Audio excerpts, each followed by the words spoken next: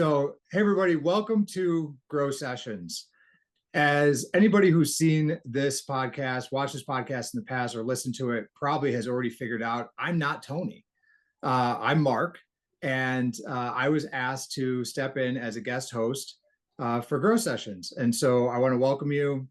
Glad to have you at my first go-round of doing this, and I hope there's going to be more, but we'll see. You can put in the comments, I guess, or wherever you watch this, and let the folks at TSRgrow, who sponsor Grow Sessions, let them know whether I did a good job and I should be asked back, or whether you had enough in the first 15 minutes and tuned out. But I hope you don't, because I'm joined today by Carl Giannone out of Wareham, Massachusetts, and we're going to have a great discussion today. I think, you know, Carl's experience with Trade Roots and the founding of that company, and his experience in the legalized, or the, as I like to say sometimes, the quasi-legalized cannabis industry, right? There's a lot of areas where we're not really fully there yet. And so, you know, really happy to welcome Carl. I know you've been on the show in the past, so we're glad to have you back. And thank you so much for taking the time to speak with us today, Carl. Well, thanks for having me, Mark. This should be fun. Yeah, absolutely. So, Carl, you know, I did a little bit of research on you. I looked you up a little bit. I saw some, you know, posts on the interwebs, and but that's all I know. And when I first, one of the things that first caught my attention was this idea that your journey into what would become Trade Roots and into cannabis cultivation and all the things that we do started with a conversation on a mountain in Oregon. And I mean, I'm sure you've been asked to tell this story 100 times, but you know, can we kind of start there? And what was that conversation? What were you doing before? What changed in that moment and that made you say, you know what, this is a great idea. This is the path that I'm going to go down. Sure. So I spent from I graduated college in '99. I was a business econ music major. Started working on Wall Street. I was on the buy side, so never sold anything, just sort of moved piles of money from, hopefully took a pile of money to make it bigger, sometimes smaller. Okay. You know, and I mean, always liked cannabis. I wrote a paper that got published in undergrad in an academic journal about legalization of weed. But, you know, up until 2016, and I tell this all the time, I thought this business as a legal industry was a business for criminals and children. So we became one of the first vertically integrated social equity company in Mass. My business partner being the criminal. We'll leave whatever that makes me. And then in 2016, a buddy of mine sent me a deck, a guy I used to trade with, for a grow out in Oregon. Wound up putting together an investor group, went out there, and we got out there. As soon as we showed up, just realized this was being run horrifically. I mean, you know, we had female investors, and I go to use the bathroom, and it's in Medford, Oregon, you know, middle of nowhere, and the bathroom's dirty. And so I asked the gentleman who he invested in, like, why is the toilet dirty? And he started going something about the cleaning lady. It's like, give me gloves. I'm the cleaning lady. You're the, like, this is not how we do business, right? And so in this time between making the investment and going out there, I met my business partner, Jesse. Turns out he is best man and traditional market partner. I grew up in the same hometown. I was friends with his older sister. So we got together, and Jesse had just taken a course in extraction. And so the idea was we were going to build a lab out there. Well, we got out there, realized we're not building anything. Okay. And so now we're on this beautiful 56-acre farm. And trader, I wake up still, you know, 4 something in the morning. Jesse's job was construction, also wakes up early. So we're walking around this farm, and I just, for 4 days, annoyed him with questions. Just, what's wrong with this? What, you know, tell me. And at the end of it, he's like, Carl, why don't we move this mountain to Wareham? You know, it just went legal in Mass. And I looked at him, and I think I said, Jesse, what the fuck is a Wareham? I live in Manhattan. I have offices in New York and Miami. Like, this was a week's vacation. This was not the plan. And so turns out, as common with cannabis genesis stories, sister picks me up at the airport. We thought my mom had a little tear in her shoulder. Turned out to be a 7 centimeter primary mass. had Oh, metastasized everywhere. And, you know, within 6 weeks, I think they had her on 80 mgs of Oxycontin. oh And wow. so, I mean, she was nodding out. It was like train spotting, Mm, you know. And mhm, so, mhm, as a family, we made the decision to switch her over to cannabis. And you mm, know, I always thought that medical cannabis was, if I'm sick, I'd rather be high and sick than not high and sick. And if I was mhm, really sick, I'd probably want to be really high, and that's okay. Like this principle libertarian. Like I'm not, you know, the feeling good should not be a crime, right? And you know, mhm. so, um, but going, you know, I left New York, moved in, took care of her, got to help there. But I got to also speak. I mean, I wrote the business plan for Trade Routes by the Mhm. bedside at hospitals, hospices, and this was in Fairfield County, Connecticut. So some of the better doctors. And what was wild was, you know, I talked to doctors and, you know, oncologists and be like, well, you know, and they had a medical program in Mass. You know, what is your feeling on this? And these were younger people, people that probably should be more educated. And you know, they'd shake their heads. You know, if you want to put your mom on Marinol or Sativex or one of those, you can, but there's no medical anything. And then the nurses behind them would be Yeah, shaking their yeah, heads. yeah. So, so yeah, that's how it started. And Okay. yeah, Yeah. Wow. Wow. I mean, it's so interesting, right? How our paths, those of us who are in the space and have been in the space for a while, how different paths cross over, right? I had a pretty similar experience where a loved one was diagnosed with cancer, went into chemotherapy. And luckily, when we went to see the chemo docs, they actually made it pretty clear, but kind of with a wink, wink, if you know what we're talking about, that cannabis was a route we would want to pursue from you know, an abatement of the side effects of the chemo and an abatement of the side effects of all the other drugs that they're giving chemo patients. And yeah, I was in the middle at the time of working in the industry and ironically was at that time going for a medical license in New York State. I was in the throes of that application process when this happened, and I was a caregiver and saw firsthand because I'd been a cannabis, consumer of cannabis previously. I was aware of it from that standpoint, right? More of a fun standpoint as a consumer, and then to firsthand see the effects of someone going through chemo and all the other side effects of that, and how cannabis was able to alleviate those, right? So like your experience, my experience, very similar in that, yeah, it's not just, hey, if I'm dying, I'd rather be comfortable or high or whatever while doing so. It's realistically that there is a medical value. And, that's where for me, everything comes back to, I believe the plant's medicine, regardless of what the state calls it. So, we can call it adult use, rec, blah, blah, blah, all that stuff. But at the end of the day, we're producing medicine, we're producing something that's going in someone's body. And we have to respect that, right? And I think that's where a lot of success starts. One of the things I'm curious about is that when you went to Wareham, once you figured out where the hell it was and how to get there and all that kind of stuff, and you're there with Jesse, and you're in a social equity license scenario. So it sounds like Jesse, your partner was just as involved, as they say. And so that's what qualified. I know there's a number of different ways that an individual or an entity can qualify as that. But what is, in your mind at that time, what was the advantage to going to Massachusetts and using like a social equity applicant license as opposed to applying for a larger license, right? Because the social equity licenses, I believe, were limited in terms of canopy size, whereas some of the other ones were larger. But tell me more about that piece of the process. so a couple of things. In Mass, there's no there's there are certain license types that are set aside for social equity folks, but there is no canopy. If you're a social equity program participant and you have a cultivation license, that's a cultivation license. Oh, So okay.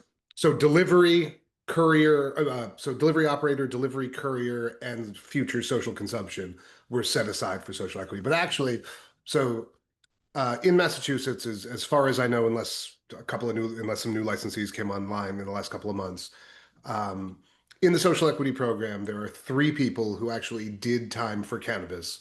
My business partner is one of them. Everyone else Mhm. was areas of impact and all the other check the box stuff. Mm, mhm, mhm. But we actually applied as general applicants. So the original, because we were early, so the original, I think our first application was number 64 in the system after Mhm. the first 90 extant medical were in. And so the original regs were that Jesse would have to own 50% of the company fully diluted after everything. And we Mm. realized after doing the math, there is no, now, could we have been creative with convertibles with warrants? And there were companies that were more creative in that way that allowed this to happen so Yeah. they could be on paper up until that point. And yes, we did not do that. So we applied as general applicants, went through the whole thing normally. And then after we were operating, our bank at the time, Avidia, reached out, and our banker Matt was like, "Hey, if is Jesse's part of the program, right?" It was like, "No, we didn't." Oh, and they also dropped the threshold after that to 10%. So Okay. after we already got in, they dropped it down. And so Matt's like, well, if Jesse signs up for the social equity program, we're going to lower, like our banking fees were, if you remember banking fees back, it was thousands and thousands. They were doing a program that for all social equity folks, it was free. So Jesse's like, I'm going to school. So went Mhm, through the mhm. program, and so yeah, Okay. we applied just as general applicants. Okay. But Okay. we Great. became the first vertical after we opened up all. Okay. Got it. Got it. So with that, what did trade routes look like in terms of size, scale, systems in place? Like, how did you look at that as an entrant into that market, given those days were very different than what it looks like today, right? Much more saturated market. Price compression is pretty intense there, as it is in many other states. But so coming in as a newer entrant to the market, how did you look at canopy size, which of course dictates everything from a build out of a cultivation processing facility?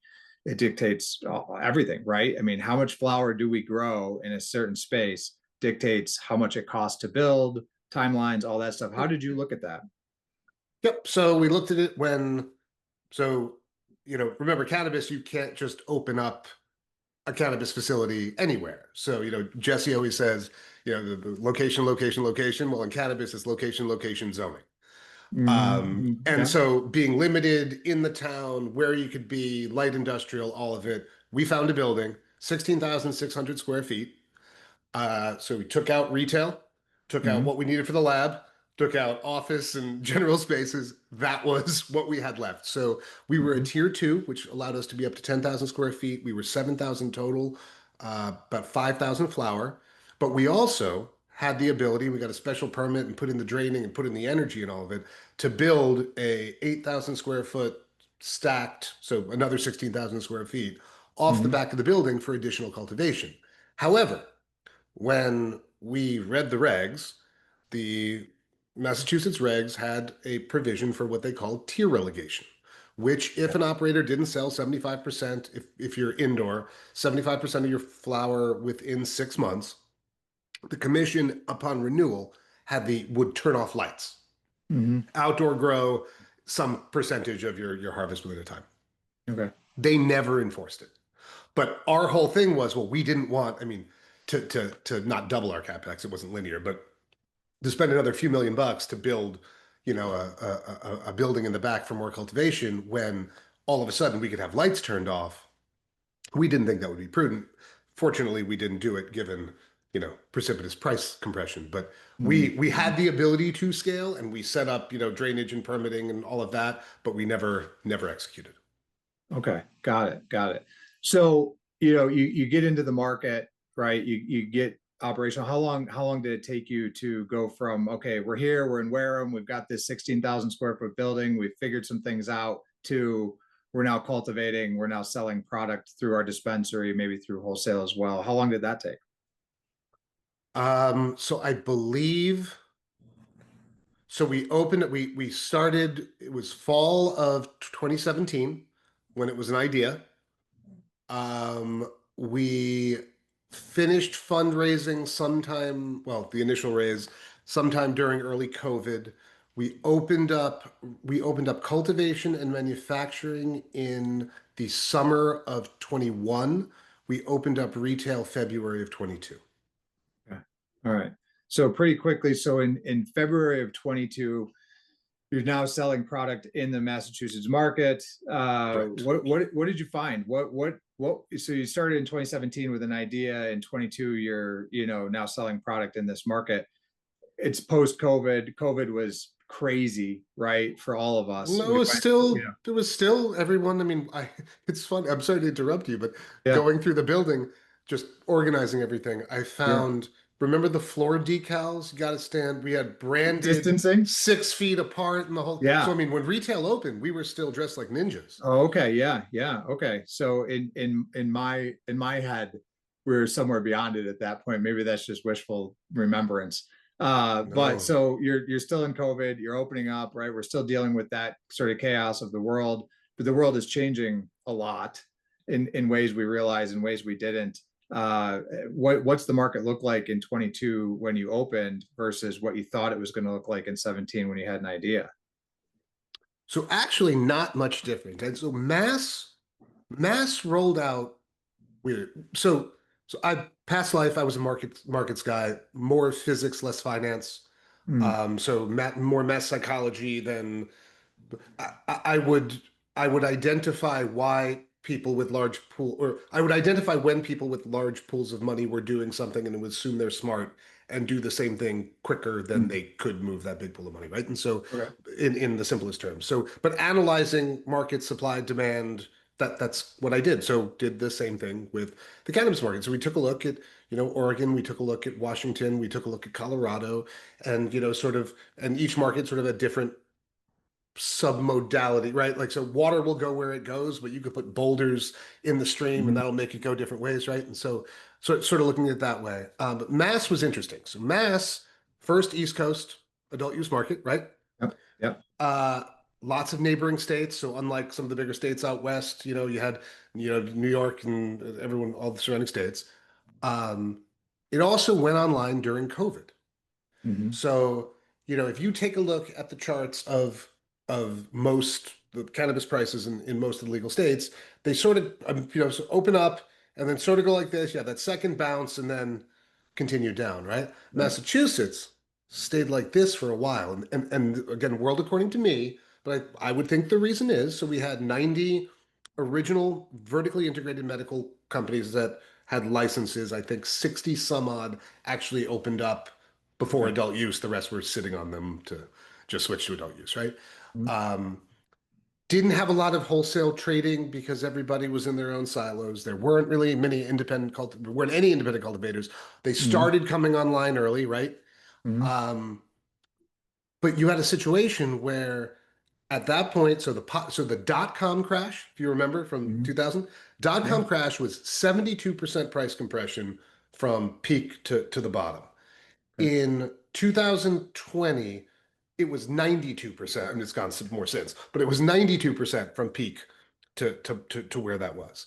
And so, it was okay. Well, cannabis is still sort of hot in concept, but investors, first wave investors or second wave investors gotten burned. Okay. So now all of a sudden, we're looking at the chart of the whole. I mean, I think the top tick was, now I'm sounding truly like my past life, but was like Mhm. 14 and change a gram, um, and it went down to 1266 when we opened retail. So I mean, Okay. and that was over a couple of years of adult use being open. So Mhm. Mhm. what happened? So you all of a sudden now everyone's saying, well, Massachusetts is different. Most dangerous words in the English language. This time is Mhm. different. Massachusetts is different. And Mhm. well, it's sort of. One, lots of cross-border traffic, which the other states out west did not have, and populous areas, right? Also, it was during COVID. And what did the federal government say? You are virtuous if you stay home, smoke weed, and order DoorDash. Oh, and by the way, here's a $600 check to go do it. Right. So you now had people want to be, potential operators pitching investors going, no, look, mass is a different market. This looks Mhm. different. It's different this Mhm. time. And at the same time, if you remember, interest rates were de facto negative. It was champagne and cocaine. There was just liquidity everywhere. Mhm. So, Mhm. and cannabis was sexy. So you have all these dentists and doctors and people at their country clubs talking about investing in cannabis, Mhm. and it became this sexy investment. You get, some family offices involved in all of that, and that's where we were. And so then the Okay. capacity got crazy overbuilt. the Cannabis Control Commission uh, didn't enforce tier relegation, as we talked about before. Hmm. Hmm. And, so I mean, I think the last numbers, that was April, the last numbers put up by the commission, price per gram in Massachusetts, $3.31. It was 12.66 when we started.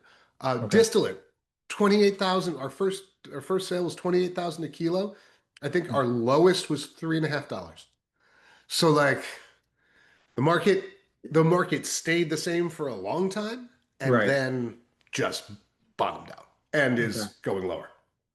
Yeah. So wow, that's great analysis, right? I think that so often people get bit by the price compression without really being able to dig into it like that. So I think, for anybody who's listening or everybody's watching the podcast that hears that, I think that was a phenomenal education in what can really happen and how you have to look at it, right? And you mentioned the increasing capacity, increasing supply.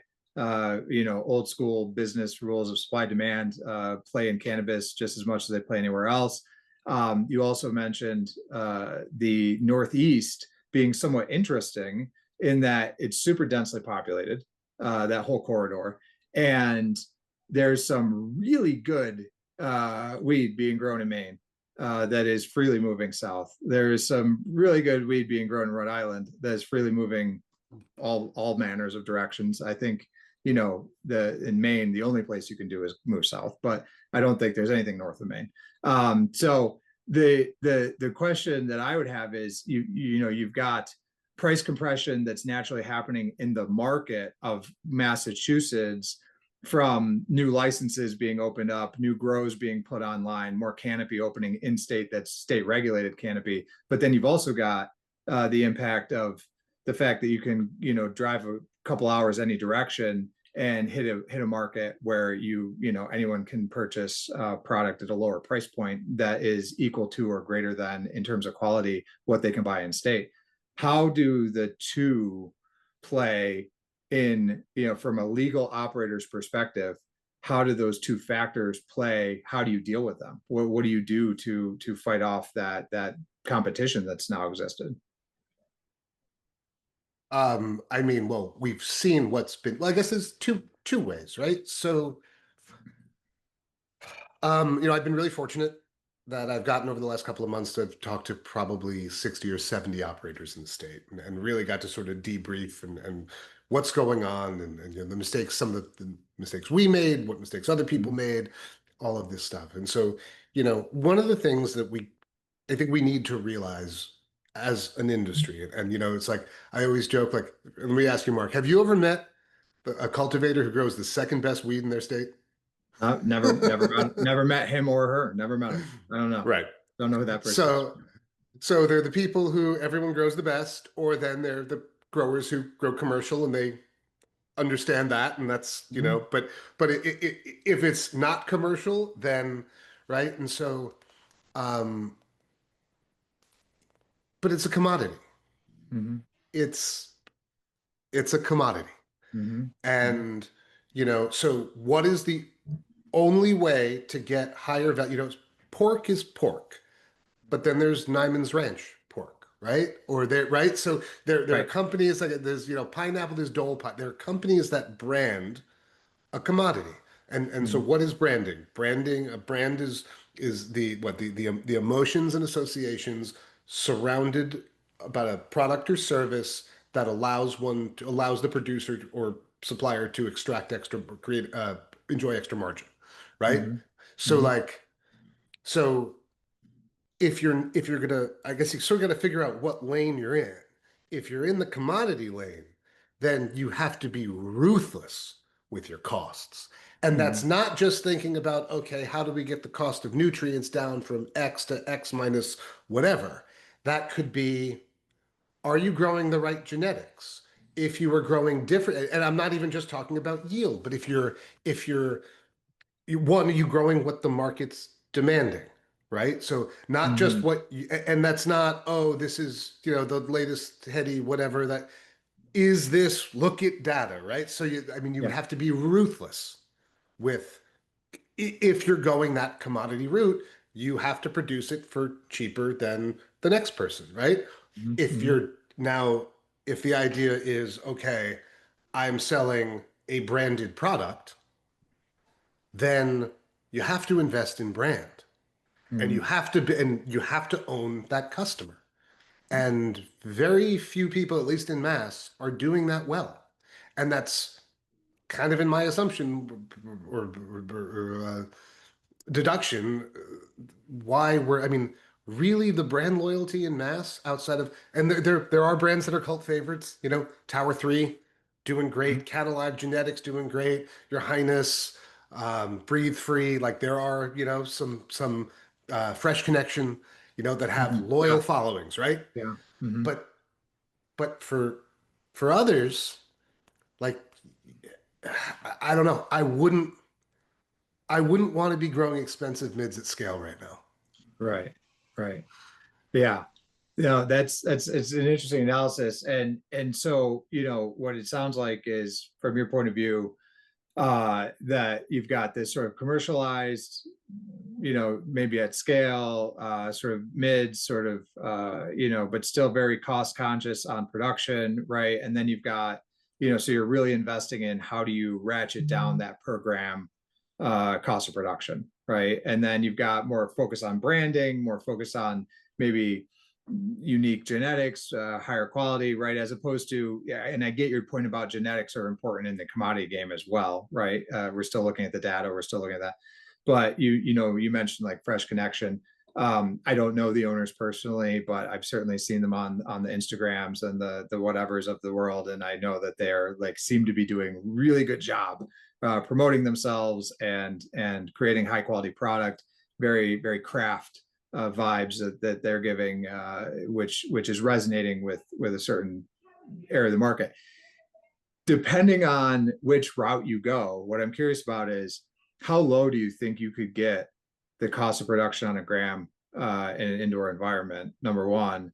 Number two, how much more could you get in the retail market or in the wholesale market, percentage wise or whatever, by going the other route and saying, no, we're going all in on brand, we're going all in on craft, we're going all in on strip steaks versus wagyu steaks, right?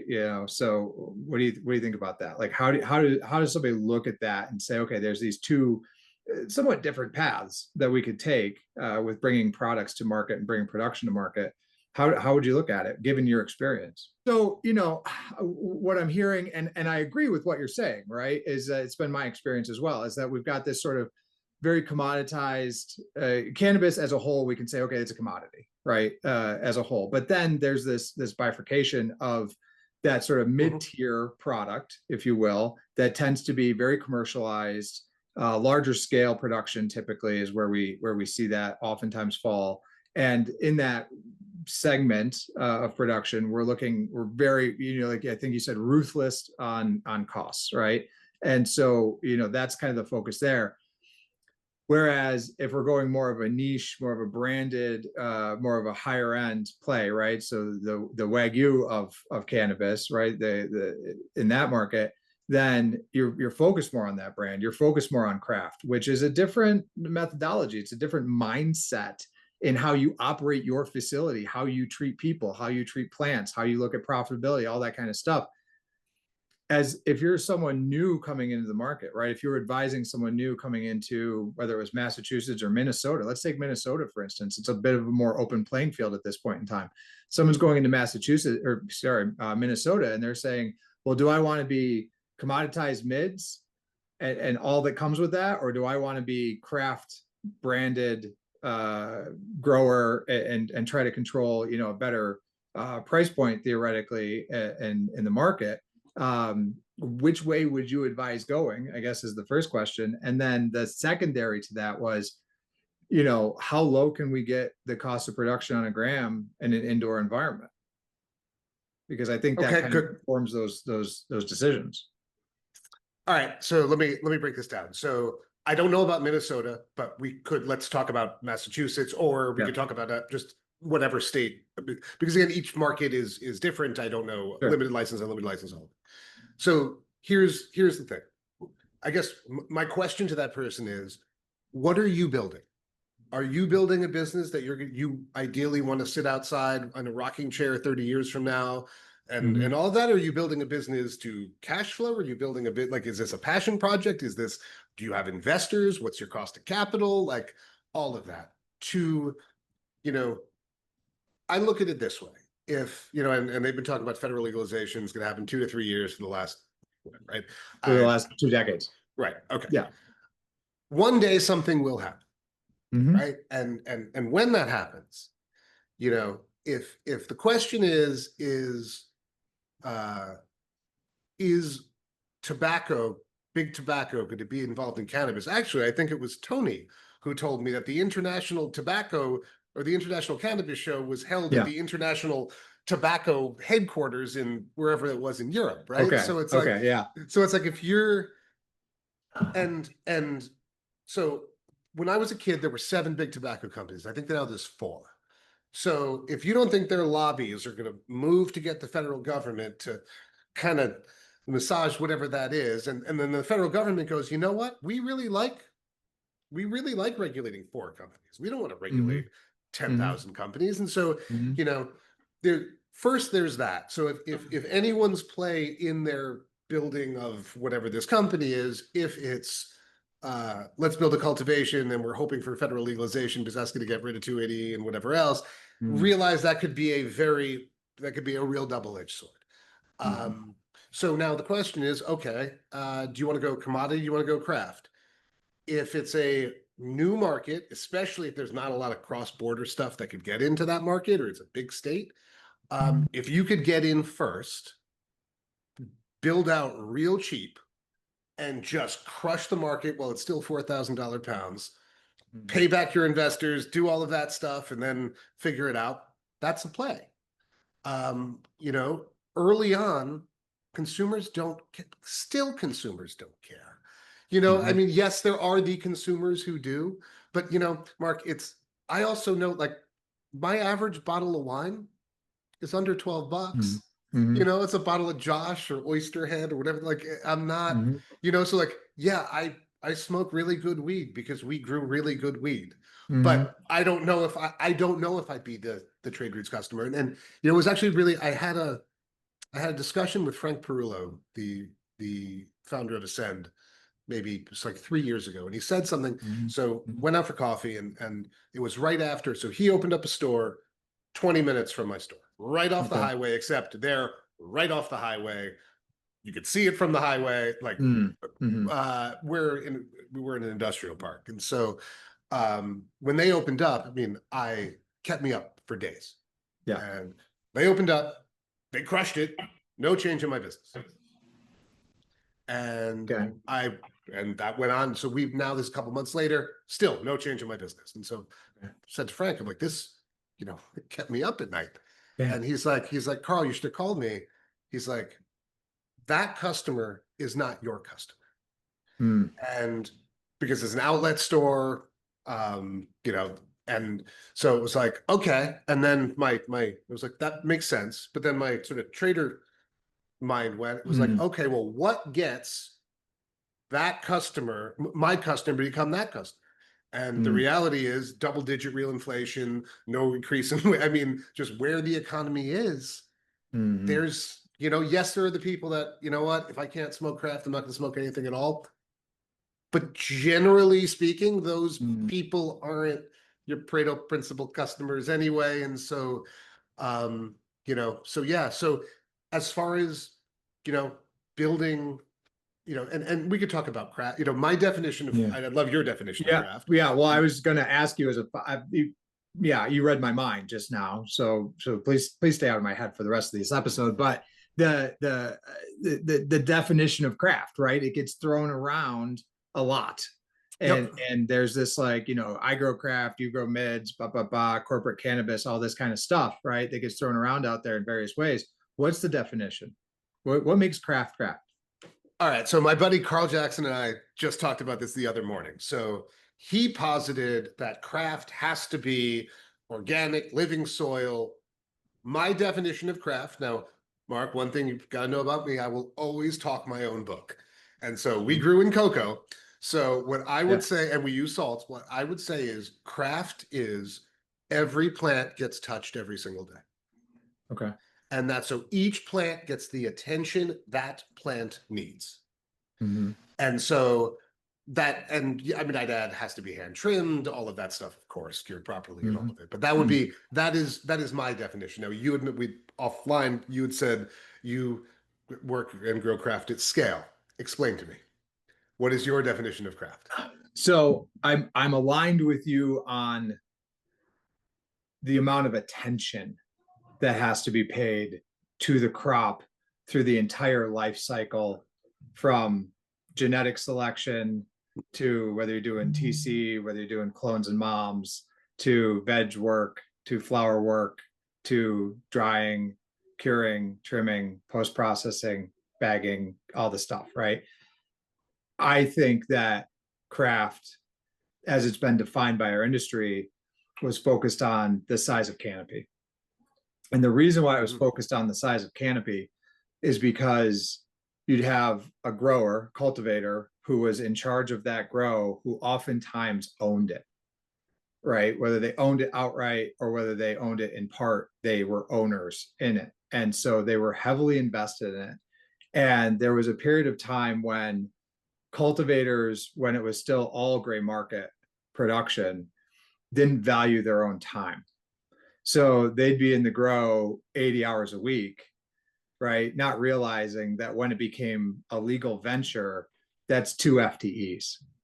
Mm-hmm. And so they're doing all this extra work off the books, essentially, because of the way the business at that time was set up, right? So that all being said, I've often, dealt with larger, commercial scale growers who are struggling with yield, quality, consistency, plant health. And my first question is, for your master grower or head grower, how many shares of this company do they own? Oh, well, we don't, we don't do options packages for that level of employee. Well, you absolutely should. You give that woman or man who's in charge of this grow 5% equity in this operation, and you are going to see your quality issues start to improve overnight, right? Because they are going to pay way more attention to it. Now, as that gets bigger, right, and you go from a 5,000 square foot of flower to 10,000 to 20 to whatever other craziness is out there in terms of just canopy scale, it still becomes about attention that's given to every single process, right? And we have to take the knowledge that's oftentimes stuck in people's heads and figure out how to spread that out through the organization and train people on how to do things, right? How to spot for powdery mildew, what to do when you see powdery mildew, right? Mm-hmm. How to properly defoliate, what looks good, what doesn't, how to become a whisperer of the plant, right? Because so often we start out with this master grower, head grower that has all this hands-on experience, but maybe they don't really know how to translate that to a new employee, right? They're a great grower, they're a lousy trainer. All right. And so we have to start to augment and start to extract that information out. And from there, I do believe you can then introduce certain levels of automation that, instead of ruining the product, right, or making it no longer craft and just this commercial mids that you're growing, what it does is it frees up the time of the people who have the institutional knowledge that can look at a room, right, and say that room's healthy and that room's not, just by looking at it, right? I want those people to have those eyeballs on the plant. Do I want them touching it every day? No, right? I like to go the least touch as possible, right? And so there's a lot of ways you can do that. But one of the things that I've often looked at is, you could take and budget in to have two people in that role, or two people with that experience level of a master grower, or whatever we want to call it, director of cultivation in a facility, right? So that they are definitely watching every plant every day, and then supplementing them with automation, the right tools, the right personnel, the right training platform, in order to continue to keep your quality high. Because at the end of the day, it's yield, quality, consistency, and plant health that dictate whether this is a craft product or whether this is a mid. So if it's going through, the environment's out of control, the defoliation isn't happening on a regular basis, people are not, spotting right and they're missing disease and pest pressure and things like this, that's a mid, right? That's what the plant becomes. Right. And we can start with this exact same genetic from the same mom, take 2 cuts, put them into two different rooms, one that's being closely watched and managed, one that's just not, and we will get different results from that genetic, right? It will express differently. And then we label it craft or mid. So long-winded answer to the question, but that's kind of how I look at it, right? Is that, and it's not a simple answer, right? And it's not an economically simple answer. It's a very difficult puzzle, but I think it's interesting, right? That all this experience you had in this market and with this company and building it, and so when you got out and going, and you're this craft producer, and you're in this market, and we talked about the price compression, we talked about all the different variables. What was the biggest sort of hurdle to overcome just in the day-to-day operations? And you're running cultivation, all the stuff that comes along with that, right? You're putting a packaged product into a storefront that you own, right? So you're operating retail. You're doing lab. It sounds like you're doing some extraction. You're doing some reformulation of things and different SKUs that you're creating from that. So it's a complex business, right? What was the biggest challenge that you faced out of the gate? I mean, the biggest challenge out of the gate was probably raising money, right? I mean, you're talking Okay. about Sure. an 8-figure lift. Right. So yeah, that was, I mean, you said like, what's the biggest thing? And I just thought of a whole bunch of, it's like at times, it was at times we were a very small, we're probably the second smallest vertical in the state. And we're the only vertical that I believe that the small vertical that did extractions as opposed Mm-hmm. to like making pre-rolls and that kind of stuff. Mm-hmm. So, Mm-hmm. but I mean, also in addition to retail, manufacturing, cultivation, wholesale, packaging was a department, didn't make any money, but that was a Mm-hmm. department. Certainly third-party manufacturing services, white labeling. And so there was a lot. And given our size, unfortunately, it became a lot of managing by extinguishing fires. Yeah. So it's like, okay, this is going fine. No, great. No, well, Yeah. this is flaring up. And just the Yeah. hope was that no 2 departments would flare up on the same day. Yes. Gotcha. Gotcha. So one of the things that I often think about is that we're, in the early days, you set up, you got a license in a state, you kind of, especially in the medical regime, you had to be everything to everyone, right? You had to, grow flower, trim flower, package flower, but you also had to make gummy bears and pizza pies and vape pens, and people are filling vapes by hand and all this kind of crazy stuff, right? So we had like 18 different businesses operating under one roof, essentially. And then Mhm. add into that the complexity of retail, because retail for me, I just feel like is just super complex. Nowadays, there's a little bit more ability to segregate, right? I'm a big fan of companies that really focus in on doing one thing really well. And so for me, I love, flower production, pre-rolls. And I if I cannot have a lab in the building for extraction and things like that, great, right? If I cannot deal with retail, great, right? I just want to focus on the one thing that I think I can do really well. What do you think about that? Do you think that a lot of companies are suffering because they are just spread too thin on the production, the lab side? They're trying to do too many things in the box?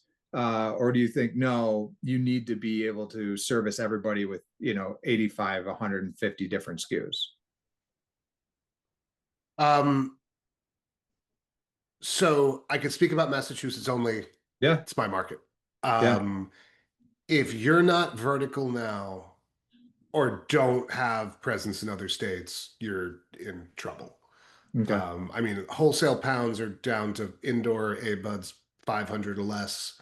Mm-hmm. You just heard, Air Wellness just leaving the state. Sure.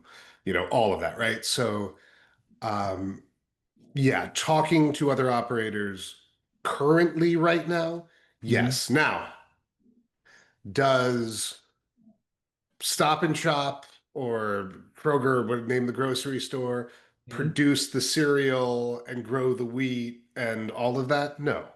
Right. And so as things mature, specialization, I would think makes sense. But also, I mean, like, look, if we're talking about that, one of the things that I hear at all of these, the conferences is, and from, the big pubco executives Mhm. is, Mhm. Mhm. some permutation of we can't unlock real value until there's omni-channel sales or omni-channel distribution, right? So Mhm. that gets rid of the dispensary as its own thing.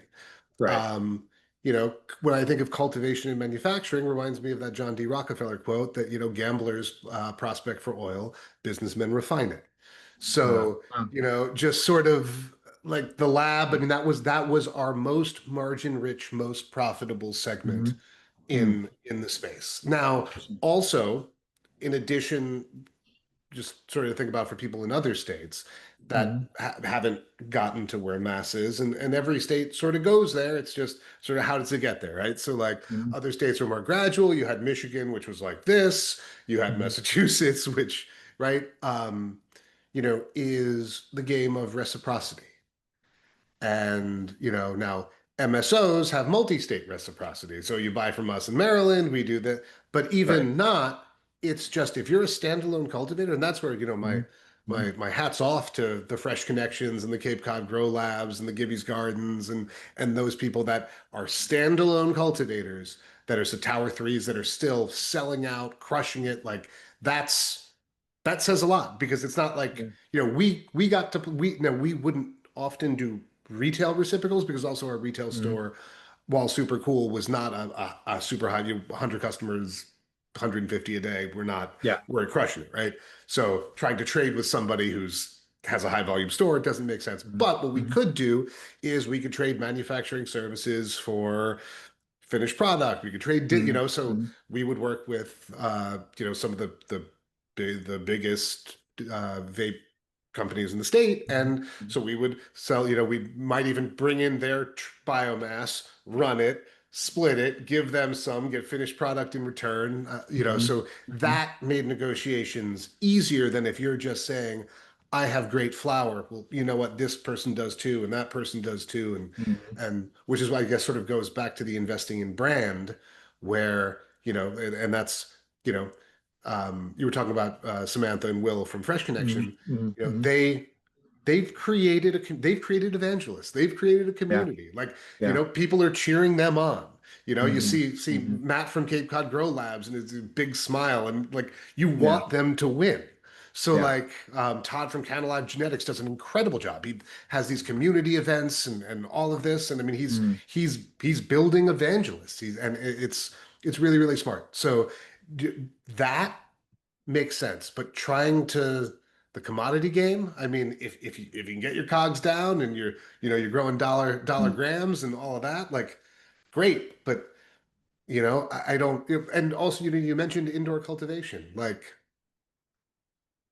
does indoor cultivation is using more energy now apparently than crypto mining. Yeah. Um, but does indoor cultivation exist at scale Mhm. meaningfully in 20 Mhm. years? Mhm. Mhm. It's an interesting question. Yeah. Like, It's a question that needs to be asked, right? And I think that this conversation that we've had today is really super valuable. So I just want to say thank you because you're bringing a perspective of somebody who, went into a market, went through the process, has wound down, I believe at this point, but, really it's super valuable. And I think there's a lot of people out there that go through these things that don't really want to talk about it, right? After the fact, they just kind of want to move on. But what I feel like you're bringing value in your experience to anybody who's new, anybody who's, whether they're thinking about opening, operating, trying to win a license, trying to set up a tip up an operation, trying to invest, right? I mean, investors who maybe aren't already in or haven't already learned the lessons, because some of them have definitely learned their lessons. But those that haven't, right? This, 45 minutes or so that we've been talking, I think is a gold mine for all of those people. If for no other purpose than to just make sure they're thinking about all these different variables. I mean, we have covered a lot of ground, a lot of variables that go into this cannabis industry, at least on our side of it, right? Growing, processing, retailing, these types of things. So I want to thank you for that. And encourage, anybody who's out there, hopefully, if you know somebody that falls in that bucket I just mentioned, refer them to this episode of Grow Sessions, and let them know that, hey, it's worth your time to listen to this, and maybe take some notes from Carl here, and really think through what you're about to embark on with this experience. So the one thing I did want to also ask you about, so switching gears just a little bit, right? We've talked a lot about your experience with trade routes in Massachusetts and stuff. But one of the things that I recently heard was that you've joined the board of Institute, you're on the board of the Institute of Cannabis Science. And I know what it means to be on a board.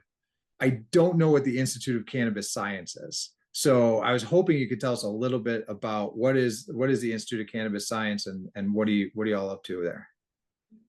Yep. So I know all too well about being on a board. We Trade Routes. I had the pleasure of serving the board as chair, and we had weekly meetings. So that was over 300 board meetings.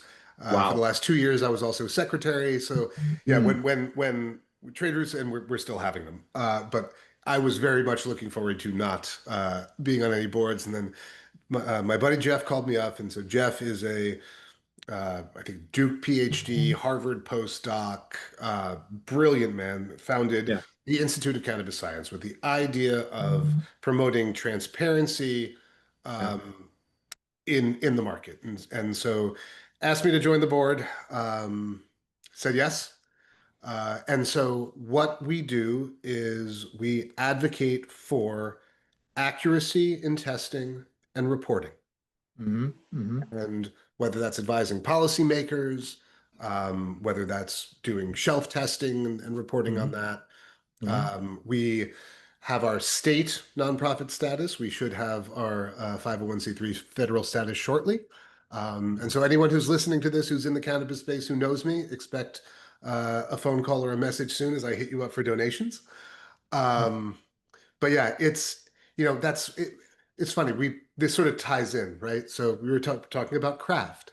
Mm-hmm. Well, there is, and this is my business partner, Jesse's, this is like his pet peeve, but there is no consistency in nomenclature at all. Mm-hmm. And so, I mean, whether it's, I'm going to say outright fraud, like companies that are saying things are live resin when it's distillate, to Mm-hmm. the companies, there's a company in Mass, and they're friends of mine, but the name of their cultivation is craft cultivation, something craft cultivation, and they're an outdoor farm that remediates most of their product. Mm-hmm. Mm-hmm. And it's like that just muddies the water. I mean, there's no rules Right. against doing it, but it's like, I mean, Right. I also don't get why lead with the lie. Like, we didn't say like Trade Routes, they have the best hair in cannabis. Like that, like Yeah. it's not like it's so, some of this stuff, like just if as an industry, we can't, and obviously there's no way to enforce it. It's not like there's, Sure. what Italy has the DOP where you can't call something Parmigiano Reggiano unless Right. it's Right. but Yeah. Unless it's like from there. Yeah. we don't have that, the French, like we don't have Sure. that. But like it also just makes it so difficult for Mm. consumers between that and also, and this is a little bit of an aside, but sort of tied into the ICS too. But it's like, we train, as an industry, we lament, oh, customers are just shopping based on THC. That's Mm-hmm. like going into Right. the liquor store asking for the cheapest thing at the strongest thing for the cheapest Right. price. Like, Right. but the reality is we have producers that nobody knows the cultivator. Like, a new state opens up, nobody knows the cultivator, right? So you Right. don't know the vintner, you don't know the winemaker. Okay. Now you have a strain name that sounds, if it's not offensive, it just sounds stupid, right? Like, Mm-hmm. for the most part, it's a silly name. Yeah. You have this artificial taxonomy of indica sativa. You have a number that is supposed to indicate strength, and then a Mm-hmm. price. So, Mm-hmm. okay, indica couch. I know that one. Okay. So I do, right? So I'm going to get an indica. And Yeah. now if I don't buy the strongest thing for the cheapest price, aren't I an idiot? So it's like and in a lot of states, you can't see the flower, you can't smell it, you can't roll a pin joint, try like all the ways, all the things we used to do, you can't do. Yeah. So we've trained these consumers to fixate on the number, which then creates perverse incentives for both the Mhm. labs and the producers to try to jack up that number, even though we all know that's not the thing to pay Yeah. attention to. And so it just, and the reality is, I don't know what makes this better, but at the Institute for Cannabis Science, we're working on it. Okay. Well, I mean, I think that that's super interesting the way you just kind of melded two concepts that I think are oftentimes spoken about in our industry separately, right? So the idea of like quality, safety, is this irradiated? What's been sprayed on it? What are the standards here? With what are the metrics that consumers are using to make retail decisions? And a lot of times I hear those two concepts talked about all the time, but on separate tracks, right? And what I just heard was they actually might just live together. They one influences the other, and I think that's really interesting work that you guys are doing. I'm a big proponent of safety and efficacy. Again, goes back to, I think we were talking about this before we started recording the podcast today, that I have the experience of having been a caregiver to a cancer patient through their chemo treatment using cannabis as a treatment platform. And to me, cannabis is medicine, regardless of what the state calls it. I hate the term rec. If I take 2 Advil in the morning, I'm not taking them recreationally. And so, I hate the term rec. Adult use is, I guess it's what I use mainly because everybody knows what I'm talking about. But at the end of the day, cannabis is medicine. It's something that we are producing. Humans are producing for humans to consume, and we have to respect that. So I think it sounds like the work you're doing, even though you reluctantly rejoined a board, hopefully you don't have to have as many meetings in that process, but I wish you the Thank best of God. luck with that. And I wish you the best of luck with reaching out to people to help support that. Yeah, you've got my contact information now for sure. So Carl, I want to thank you so much. Is there anything else you wanted to share today before we go back to the grind of life and outside of this podcast universe and grow sessions with TSRgrow? Well, Mark, thank you for having me. You had big You had shoes. me. You were here before I was, Carl. I'm the guest, really. I was about to say you had big shoes to fill, literally. Did a And great job. figuratively. Yeah. Yeah. Exactly. Um, but what I do want to offer, anyone who's listening to this, who's in the industry, whether investor, potential operator, if I could be helpful, please reach out. I'm on LinkedIn. Also, my email address is carl@Giannone, GIANNONE.co. Feel free to email me. I'm happy to help as I can.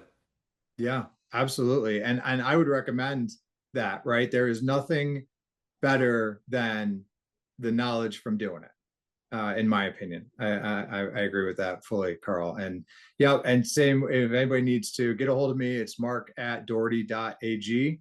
The website is doherty.ag or doherty.ag. Feel free to reach out to me. Tell me, hey, where's Tony? We miss Tony. Bring Tony back. Tell me I did a good job. Tell me I did a bad job on this. Love to get the feedback, and find me on LinkedIn as well. So, Carl, again, thanks so much for your time, sir. Really appreciate it. Really enjoyed our conversation. I love to chop it up with people in the space, and have a great rest of your day. Thank you so much. Thanks, Mark. You too.